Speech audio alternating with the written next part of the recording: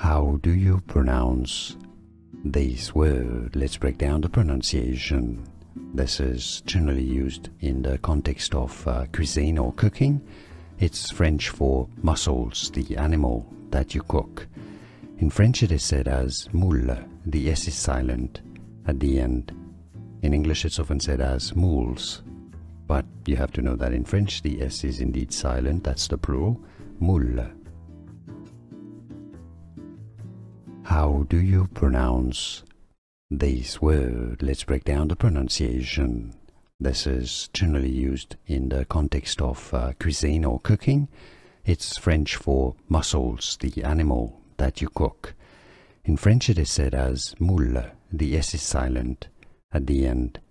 In English it's often said as moules, but you have to know that in French the S is indeed silent, that's the plural, moule. Here are more videos on how to pronounce more confusing words and names too many mispronounced. Like this video if you found it useful. I appreciate your support. I'll see you soon and thanks for watching.